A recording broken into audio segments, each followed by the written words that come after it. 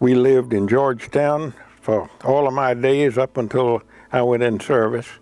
And I have had one sister who passed away a few years ago. She was living over here in Waukesha East, the same place that I live. We grew up in Georgetown, but in the summer we grew up at Murrells Inlet, fortunately. My grandfather at one time owned Waukesha Plantation. He was in the turpentine business, and he moved from Conway to Murrells Inlet. In fact, they lived in the Hermitage, and you should have seen the Hermitage at that time. I think it was about to fall down, but anyway, Papa was in the turpentine business from up until 1910, and he sold Waukesha. He saw at that time, it was 962 acres, I think. He thought it would never be worth anything, so so he sold it to Mr. Clarkey Wilcox, who came from Marion, and he bought it for $10,000, I think it was $10,200, 960 acres. And in the transaction, when he sold the place, part of the deal was that he was going to get a 200-acre tract down at what we called Woodlawn. And the house that we moved into for summers was on that property. And it looks exactly like it did in those days. It's down there for sale now. That property, I think last year it was listed for $1.25 million. So that house Papa sold in 1940 for $3,800. All of my summers from the time I can remember, I think my earliest memory was sitting down at Buck's Landing and seeing my foot kind of float up in that salt water. I remember being as a kid, do you know your first memories? And I thought that was the most remarkable thing, that I was sitting there and that water was so, but it wasn't that the water could lift it up, it was just as a child, it was, yeah. And we lived in that house. We spent our summers down in that house. It was about, I measured it the other day, it was 8/10 of a mile from the church. So on Sundays, there would normally be over at the house, it would be about anywhere from 11 to 15 people down there. And one car as a rule, sometimes two cars, but mostly one car. So the transportation was either get out in the creek. We had no motors. It was a road down here or walk down here. Right. So on Sunday morning, we'd light out from home to walk to church. And this is right interesting. What we call down here Western Flats, that swash, if you know what a swash is, that's a little inlet. There was what we call the broken bridge. It was just uprights with planks laid across. Well, if we were walking to the bridge and we happened to hit there at a very high tide, we'd have to walk back and then out to the, what was it at that time, Ocean Highway. It didn't have a number. It was Ocean Highway, and around and to the church. We took some risks sometimes crossing that bridge when there was a lot of water there. There's one other thing about that that I remember vividly about that walk to church. It was just a narrow dirt road, just like it is now. You know, just before you get down to going down, there's a real steep bend, and the road right now is beat up to hardly passable in some areas. The sides of the road were kudzu vine, right? And if it just happened that a car came along at that time, you had to dive into the kudzu vine.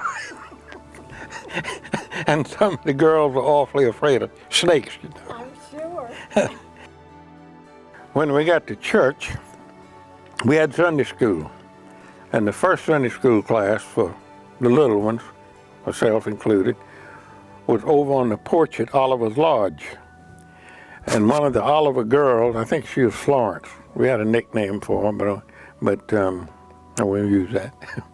But I think she was Florence Oliver, Mr. Mac Oliver's sister. She was our first Sunday school teacher there. Then after you graduated from that beginner's class, there was a fallen log out in the front, right where those big oak trees. One of them had toppled out there, and we thought it was great. We could go out and sit on that log, you know, if the weather was good. In the summertime, we'd sit on that log, and that was our second Sunday school class. Then when you really got advanced, you came up and sat on one of those long benches on the front porch, porch there. And of course, the adults were divided, I think, just two classes, one on one side of the aisle and one on the other side of the aisle. They had two classes in there. Murrells Inlet was too slow for us. We were either hitchhiking to Myrtle Beach. What we'd do, we'd try to hitchhike to Myrtle Beach. If we couldn't get there, we'd go to the other side of the highway and try to hitchhike to Paulus Island. It didn't make any difference which way, but we were going to get out of And in 1936, they started paving that highway. It was finished, I think, in 38. That's when the first bridge was put across in Georgetown. And the same year that the International Paper Company came to Georgetown. So that was a big year, 38.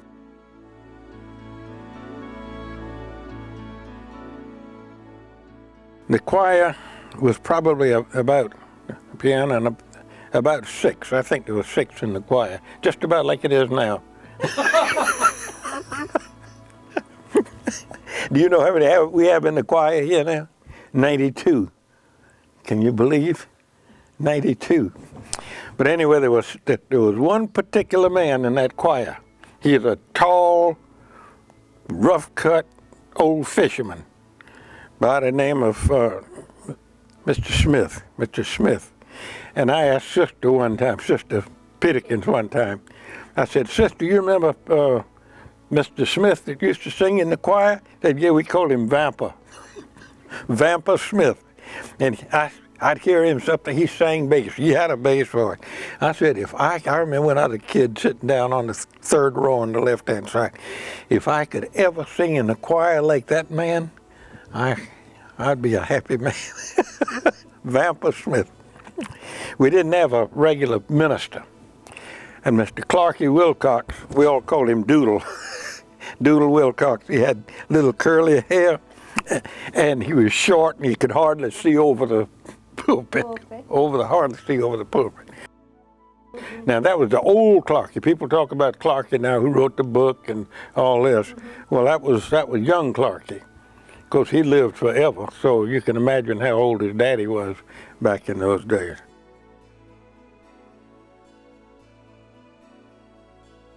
Oh, yes, in the garden. Let me tell you what. And we didn't want to sing it one time on Sunday. We'd sing it 2 times at least.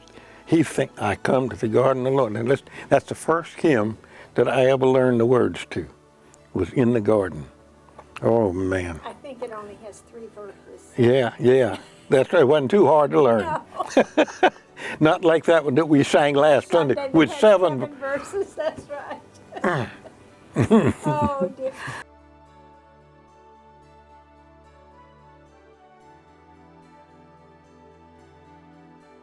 We were doing this and doing that and getting out. He expected us to be in the creek, bringing in fish and crabs and clams and oysters. We even got clams and oysters in the summertime then, because you picked them up and brought them in, you ate them. It wasn't shipping them out or keeping them overnight. Or if we came in with something that we couldn't use, we had a place right off the end of the dock that we'd dump oysters or clams down. But as I say, we were doing that and not doing what Papa expected us to. Papa was my grandfather Beatty. He was at that time well up in his 80s, lived to be 97. I tell people, my grandfather drank himself to death. He used to go down and pick up a little half-pint bottle and sit it in his bathroom, and he'd go in there and pour a little, sit on the front porch and chew tobacco and spit, and every once in a while go in and take that little sip. Kind of refreshes. Yes, it killed him, 97. As I say, we were not doing what he expected, and then about that time, my cousin, who was like a brother to me, I had no brothers, so my cousin Ned was my brother. We grew up together. They lived a block from us in Georgetown. And that house now, that Papa's house is the county office building on Prince Street. That's where I spent a lot of time up down there with my cousin. But anyway, we got up to the age of high school and then going off to college, and that's when Papa sold it, about 1940 or 41.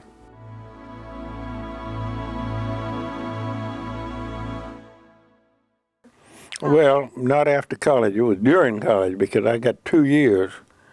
I got 2 years at Citadel, and that was in December of 42 I enlisted to be able to finish out that year. They gave us a prerogative. We were either going to be drafted right then, or if you enlisted, you could stay and finish out the other from December till June.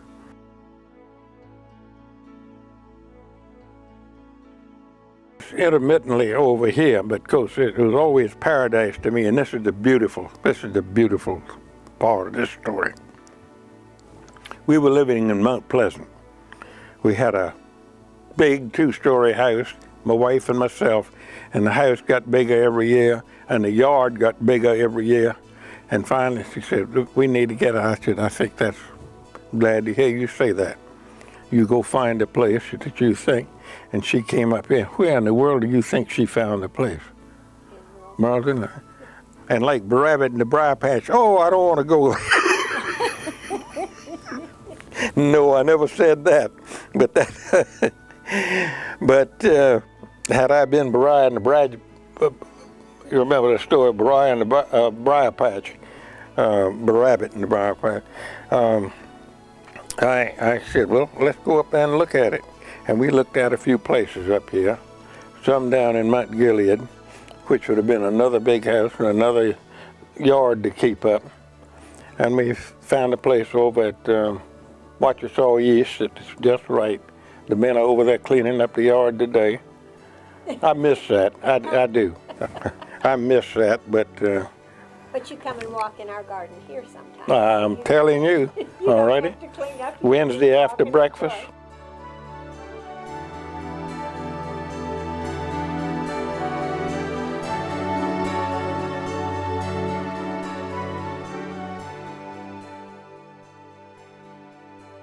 Well, and then I was on the cemetery committee with Joe Chandler and I thoroughly enjoyed that, because you know the Chandlers have been here ever since,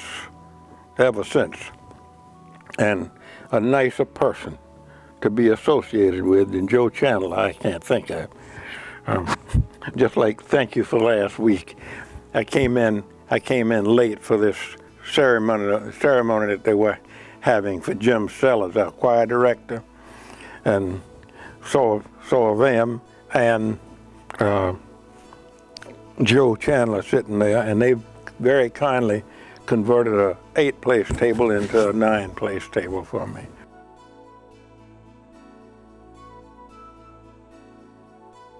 We have the Raleigh Hannah breakfast on Wednesday mornings, and Billy is our official egg cracker. Kernel and egg cracker.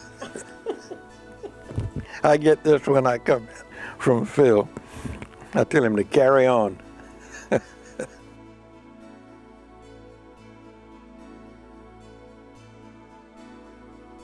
All the Chandler family and the Kings, and I believe the Grants were down right at the Swash, down there, the Grants on this side. He was principal of the high school.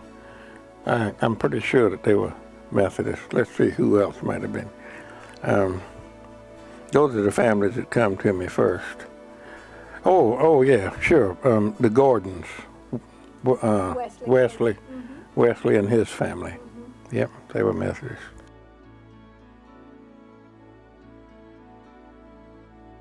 Back on this side, I vaguely remember because when we came down here, I was either in the creek or right along here. There was no business down on that side over there. Let's see, what else? The church and the configuration of the church today, that's what makes it so much like home to me. It's just like it was back then. And I can look over on the other side and see those first 3 rows down there. And our family, 11 people, 11 to 15 people, we'd fill up 2 rows down there in the church.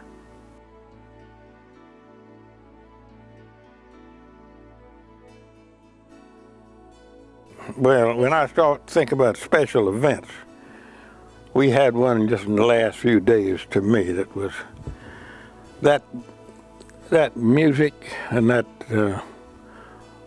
tribute to Jim Sellers. I think is one of the greatest. Don't you, Tom? I think that was just significant. That shows you what a person can do if they are devoted to their calling. There's been so much going on in this church. Let me tell you, if every year the blessing of the inlet just gets more and more and more. I can't visualize what it's going to be.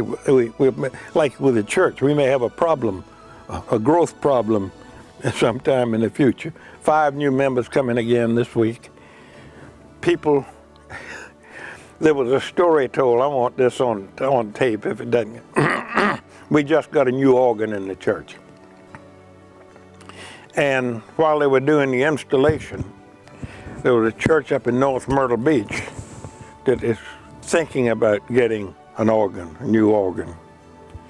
And one of the men that was working on the organ down here, tuning and accommodating the organ to the sanctuary, went up to see this person. And he was talking with them and suggesting, yes, they did need a new organ.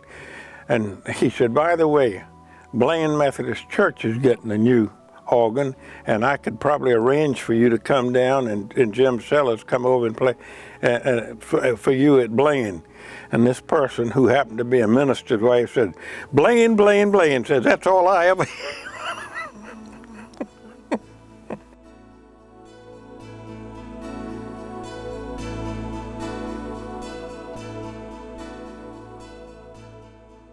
In those days, if you went to Myrtle Beach, I'd get in touch with my very good friend. He has two nephews who are members here, the Springs boys. Okay, his father was at one time head of a big bank, in Georgetown, and later on in the Holmesby Springs real estate, which is a right sizable business. And David lived right behind it. Well, I'd go up and get in touch with David, and we'd go down to the pavilion, and that was about what it was in one big pavilion in Myrtle Beach. Myrtle Beach, when I first remembered it, was kind of a triangle.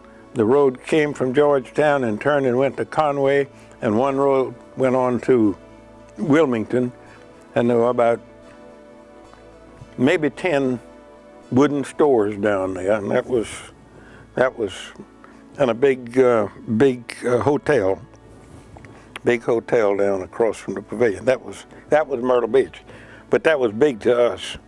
Yeah, if you had a penny, you could put it in one of those things and see a movie. When you went to Paulie's Island, it was to see if there were any girls there, and they go swimming in the ocean. That was it. Yeah, and we usually accommodated ourselves.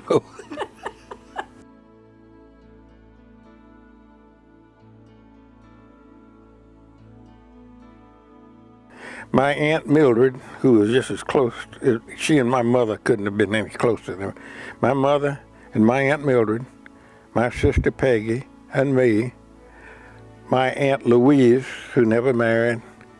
She kind of was supposed to keep charge of the brood. That's 5. Aunt Weed, my cousin Ned, my cousin Junior, my cousin Bob, Greer, and Jane, and then another cousin from up north who would come down and spend Mary Jane. So that was the 11 that were basic there. And then some of the other, there was a cottage right next door to it. The cottage right next door has just been moved to the back of the property, and a huge home is going, but thank goodness it's configuration more like Murrells Inlet than some of these other places that have been put up. You know, some of these Taj Mahals, they don't belong at Murrells Inlet. We put that on tape. Okay, but this house looked like it looks very much like Papa's house. But that was the family, and we would have some great times out there. I say, when a storm, we didn't know hurricanes, you know. We just knew that a big storm was coming. And I remember one of the big things we'd do, we'd get a sheet, an old, counterprint or something, and 2 on the bottom and 2 on the top, and hold it up and let that wind blow us across the lot. It was a hurricane. Just a strong wind.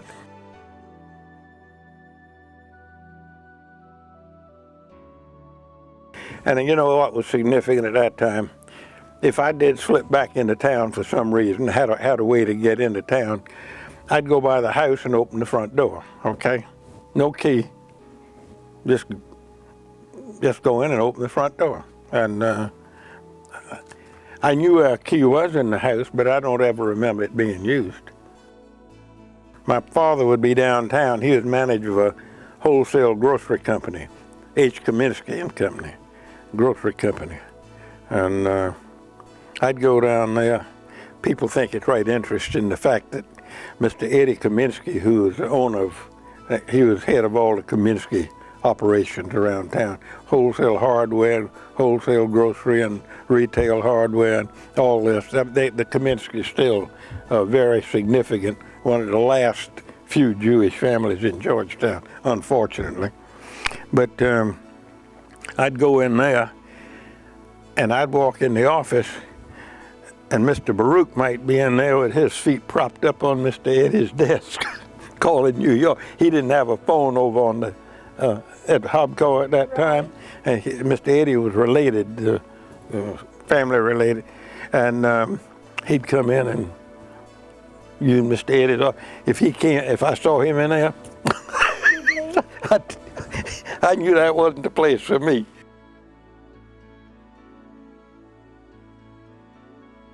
My father was about like Harold Lewis said. He comes from from UCLA. Right. My father came from out at Neesmith and Henry and what's the other little place out there? But right out in the middle of nowhere in Williamsburg County. Mm-hmm. He was one of 7 boys, and all working on the farms out there. Mm-hmm. And he didn't finish high school. He went to business college somehow in Atlanta, and came back to Georgetown and went to work with this Kaminsky.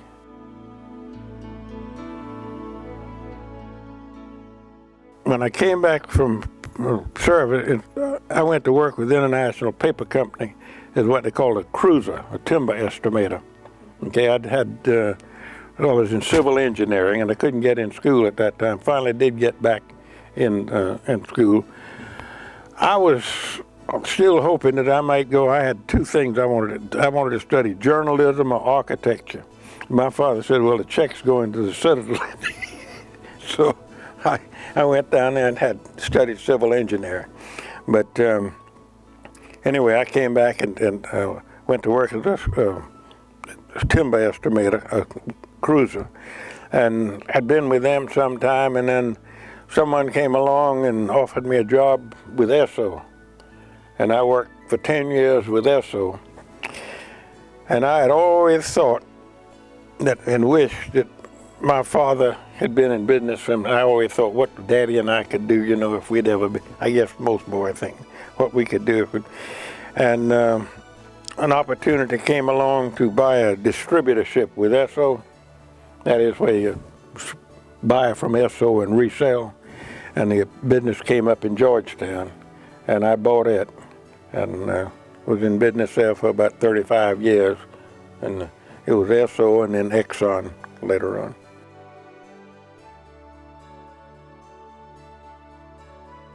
They were born all around. No, some were born when I was working with Esso down in the lower part of the state, in Ridgeland, right where Stevie is now. Right. Stevie's back where he was born, and David was born when we were in Allendale. I was what they call a general salesman with Esso, had that lower part of the state territory.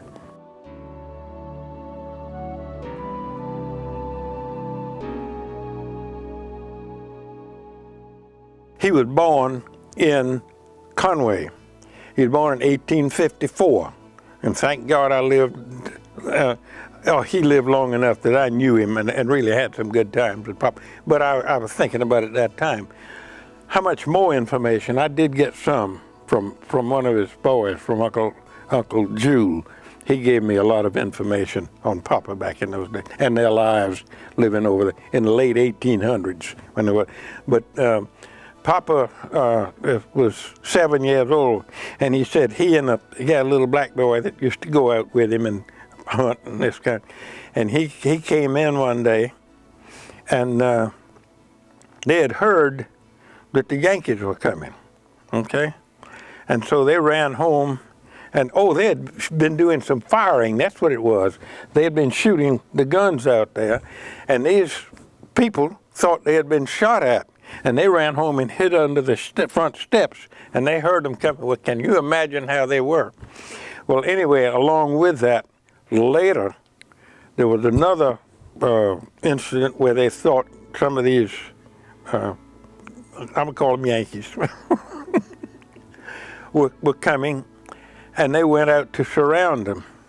And his friend in a detachment went he was a lieutenant at that time, and they surrounded each other, and he was shot and killed. Lieutenant John Robertson Beatty, John R. Beatty, and he was killed in a skirmish over there at that time, when Papa was 7 years old. So he, I think, was about the oldest in the family, so he had to go to work to help his mother raise the rest of the children.